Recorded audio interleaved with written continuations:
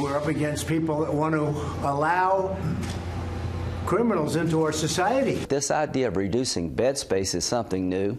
It is even more extreme than the Green Deal. The big problem here is this has become pretty much an ego negotiation. Some House Democrats are risking a second partial government shutdown by calling for this absurd last-minute poison pill. I think we're going to end up with something that deals with detention beds, with barriers, with technology, with the challenges we have on the southern border. The government shutdown is technically still on the table. Well, the negotiations are continuing right now at this hour up on Capitol Hill. But this new wrinkle about detention beds, not letting the Trump administration have too many of them so that more families are not held in these facilities. This is what the House Majority Leader said about that today. Clearly, if we have people who are committing crimes, putting in danger either people or property, they ought to be taken off the streets and frankly, incarcerated or held. But we're talking about beds sufficient not to deal with criminals, which is what the case is now, but dealing with people who are working, paying taxes in our community. So much for things looking good. President Trump saying the Democrats do not want us to detain or send back criminal aliens. This is a brand new demand. Crazy. The president obviously heading to El Paso for a big event. Also talking to Laura Ingraham tonight at 10 p.m. Let's bring in our panel. Katie Pavlich, news editor at townhall.com. Mara Liasson, national political correspondent of National Public Radio, and Washington Post columnist Mark Thiessen. Apologize for the voice. I thought I could get past the cold. It just wasn't going away.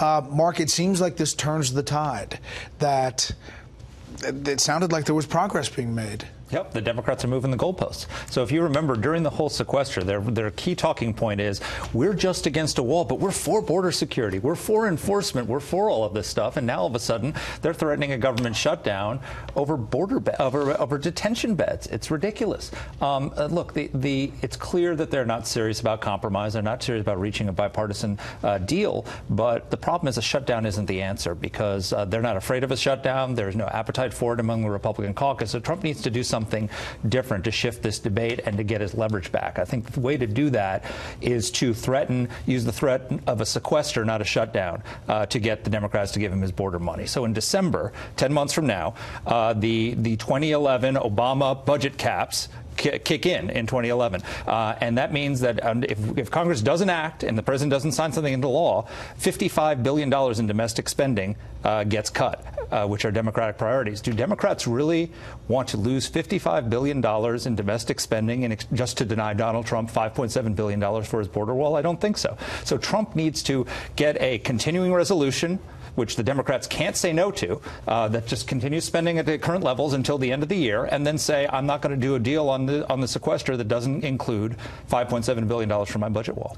Not to be cliche, but Mara, are Democrats really willing to die on this wall on detention beds? I would be mystified if they were. They were doing pretty well. They kind of had the president on the ropes. He agreed to their terms to end the first shutdown. He wasn't going to get the $5.7 billion for the wall. And they were fine with that. They were fine with that. When the debate is about the wall and the wall only, Democrats win. When the debate is about border security, then the president wins. And I'm mystified by this detention beds thing. I know that they don't like the ICE policies, but I don't even know why minimizing the number of beds would change those policies.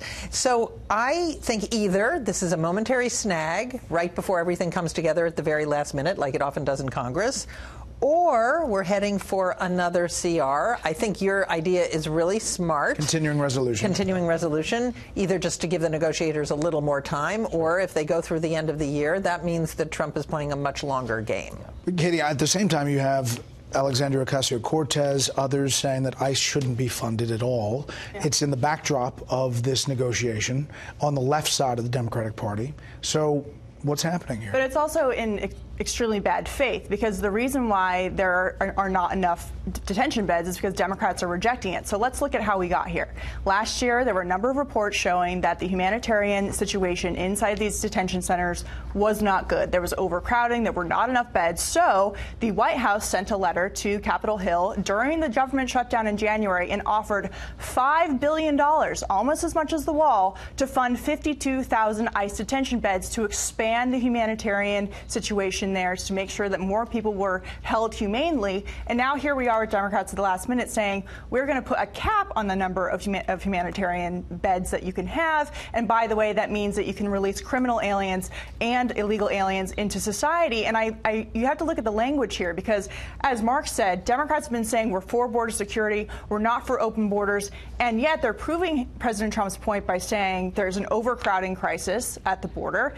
And at the same time, they're admitting that, look, we have a problem and we don't have any way to deal with it other than just limiting it. One more thing. We have Democrats saying that illegal immigrants they're just immigrants who are here working and they're law-abiding, paying their taxes, and therefore they shouldn't be held at all. That is the definition of open borders, when you don't want them to be held at all for coming into the country without permission, which is a federal crime. It is an interesting turn on the negotiations. At the same time, the Ninth Circuit Court of Appeals has ruled that the administration can continue building this wall in San Diego. And also on the table, the national emergency possibility. Take a listen to the Chief of Staff. It's absolutely on the table, and it's not a precedent, okay? This is the law as it exists today. I think we've had 58 declaration of national emergencies since the National Emergency Act was passed in the 1970s. He would prefer legislation because it's the right way to go, and it's the proper way to spend money in this country. But if that doesn't happen, the president perceives his #1 priority is national security. He will then look at the National Emergencies Act as a way to do his job. So could make down that road tonight in El Paso. Yeah, I think that would be a big mistake because, first of all, his own party will rebel against that, because conservatives are worried that a liberal president, maybe someone from the Ocasio-Cortez wing of the party, is going to use a national emergency to do the Green New Deal.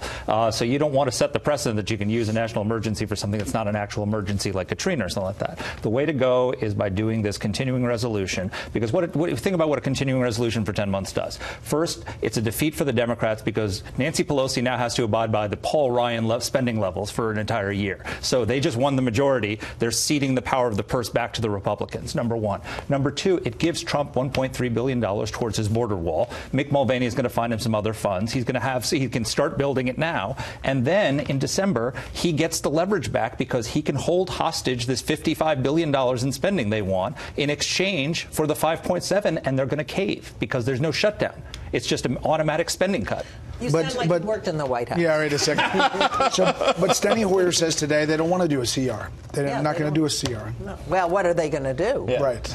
See the government shutdown? Yeah, well, they are not going to, no. Chuck Schumer's tried that last year, and it caved in 3 days. Democrats do not want to shut down the government. They just want Republicans to shut down the government. That's it. They do not want to be blamed for a shutdown. The shutdown was not as bad for President Trump as most of the people in the media made it seem. The economy actually did well. There wasn't this dire straits that everyone was claiming there was going to be. Unless you weren't getting a check. Correct, but all those people got back pay eventually, and that's different than a lot of people in the Midwest who lost their jobs overnight in the financial crisis and didn't get back pay for their jobs. So the point is that, yes, a government shutdown is not a good thing, but it was overblown by a large portion when it came to the negative effects for President Trump when you look at the polling and the data, economic data behind it when we came out of it. Bounced back. Yeah. So does the bed thing go away? Did they figure this out? They have to back off of this, or else there's going to be a government shutdown, or he's going to take this smarter approach. Yeah, I agree. I don't know. I don't think Democrats are willing to negotiate in good faith. I think that they want another shutdown because they think they have the public relations on their side. So I wouldn't give them too much credit in taking that off the table. We shall see next.